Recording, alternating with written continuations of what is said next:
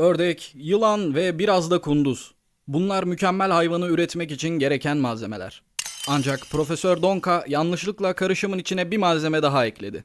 Soytarılık. Böylelikle ornitorenk doğdu. Hikayen böyle olsaydı da inanırdık. Bir laboratuvarda üretilmiş gibisin. Ornitorenk peri göndermesi yapacağım sanmıştınız değil mi? Merak etmeyin, yapacağım. 10 günlük esaretinin ardından bir memeli olarak yumurtadan çıkıyorsun. Memeli olarak, yumurtadan, gaga, kuyruk. Bu konulara değineceğiz. Çıktığında kel, kör ve biraz da topalsın. Ama merak etme, 10 hafta sonra hepsi geçecek. Acıktın mı? Yani bir süt ziyafetine hazırlan demek isterdim ama dişi ornitorenkler memeli olmasına rağmen memeleri yok. Bu memesiz memeliler yavrularını doyurmak için sütlerini derilerinden sızdırıyorlar. Dolayısıyla sen de o sütü annenin derisini yalamak kaidesiyle içebiliyorsun. Biraz iğrenç, biraz havalı. Annen yaşayan bir süt şelalesi gibi resmen. Şu anda annenin geçtiğimiz yıllarda emek emek inşa ettiği indesin. Avustralya'da bir nehrin kıyısında kuru ve nispeten güvenli bir yer. Süt içerek, bol bol uyuyarak ve kardeşlerinle oynayarak geçen bir 10 haftanın sonunda annen artık gerçek dünya için hazır olduğunu fark ediyor. Artık yuvadan çıkıyorsun. Şimdi eğitim vakti. Annen sana yüzmeyi, avlanmayı ve hayatta kalmayı öğretmeye başladı. Eğitimler, avlanış talimleri ve hayatta kalma eğitimleriyle geçen koca bir günün ardından annen ayrılıyor. Evet, bir gün sürüyor bu arada. Artık tek tabancasın ve tüylerin de çıktı. Osman Aga'dan emir alıp sağda solda ajanlık yapma işine geçmeden önce bu videonun sonunda çıkacak hayvanlardan birini yorumlarda oylayarak sıradaki videonun konusunu belirleyebilirsin.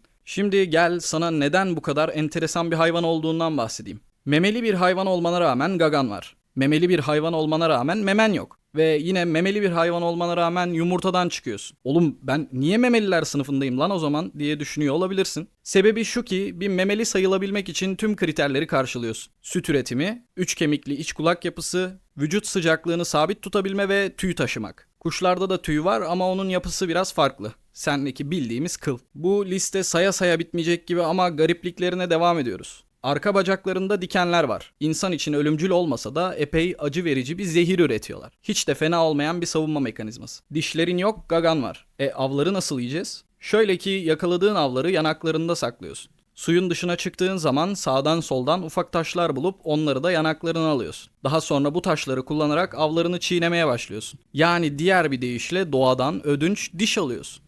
Eğer dişiysen derinden süt salgılıyorsun ve benim favorim olan özelliğin bir memeli olarak su altında avlanıyorken göz, burun, kulak gibi organların su altına adapte olamadığı için suyun altına girdiği zaman o duyularını kapatıyorsun. Göremiyorsun, duyamıyorsun, koku alamıyorsun. Suyun altında nasıl avlanıyorsun o zaman? İşte o zaman da devreye gagan giriyor. Bu üstün teknolojiye sahip doğa harikası sana hiçbir memelide olmayan süper bir güç veriyor. Elektrolokasyon. Gora'daki Garavel Usta'nın kurgusal olmayan hali gibisin. Su altında görmesen de avlarının nerede olduğunu anlayabiliyorsun. Gaganda bulunan 40.000 elektroreseptör hücresi ile su altındaki canlıların yaydığı elektriksel sinyalleri algılayabiliyorsun. Beynin de bu sinyalleri birleştirerek ortamın 3 boyutlu bir haritasını çıkarıyor. İnanılmaz bir mevzu.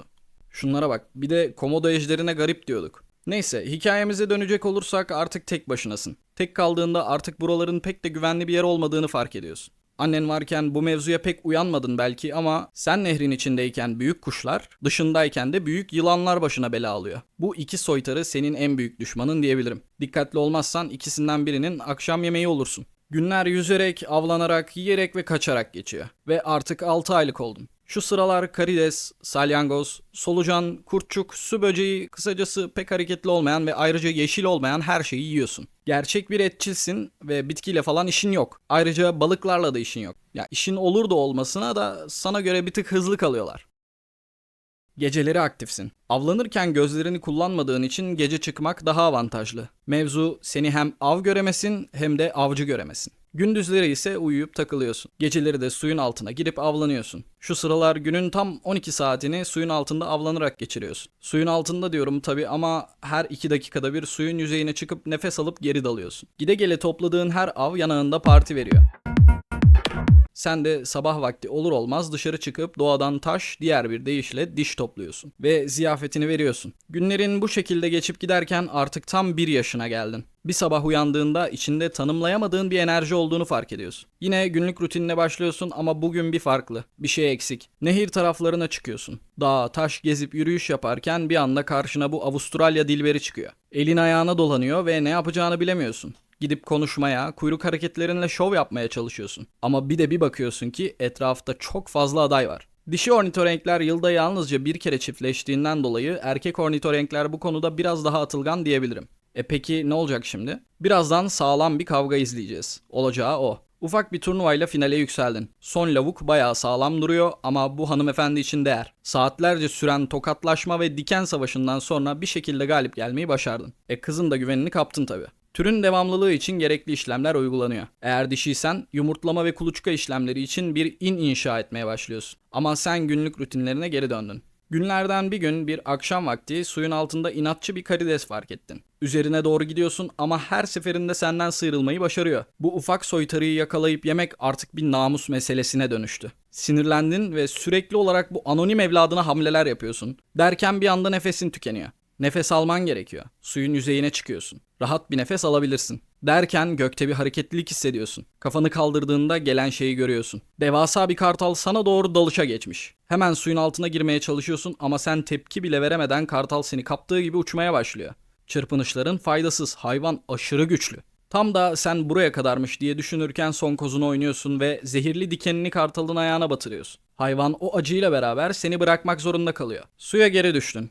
Allah'tan suya düştün bu arada. Ucuz atlattın. O korkuyla kendini dışarı atıyorsun. Bu akşam yemek falan yok. Bu şekilde yılanından tilkisine, tilkisinden kartalına, yırtıcılardan kaçıp bir taraftan da avlanmaya devam ediyorsun. Ve bütün bunları yaparken de türün devamlılığını sağlamaya özen gösteriyorsun. Besin zincirinin epey aşağılarındasın ama bu seni havalı yapmaktan geri koymaz. Yıllar böyle geçiyor ve bir şekilde 10 yaşına geldin. Tüylerin soluklaştı, reflekslerin yavaşladı. Elektrolokasyon mevzusu artık kafanı karıştırıyor. Bunadın. Ertesi sabah uyandığında bir de bakıyorsun ki her gün içine dalıp kendini yırtıcılardan koruduğun, ayrıca sana bir yemek alanı olan su yok olmuş. Şaşkınlıktan ne yapacağını bilemiyorsun ve nehir yatağını takip etmeye başlıyorsun. Biraz yürüdükten sonra üzerinde dostlarının kürkleri gibi görünen şeyler olan acayip canlıları fark ediyorsun. Bir baraj yapmışlar ve dolayısıyla senin suyun kesik. Nehrin bu tarafı artık yok. Sen de ayak uydurup nehrin öteki tarafına taşınıyorsun. Günler günleri kovalıyor. Yine her gece ava çıkıp avlayabildiğini avlayıp yiyorsun. Bir gece suyun içinde enteresan bir hareketsizlik fark ediyorsun. Sanki bütün hayvanlar bir anda yok olmuş gibi.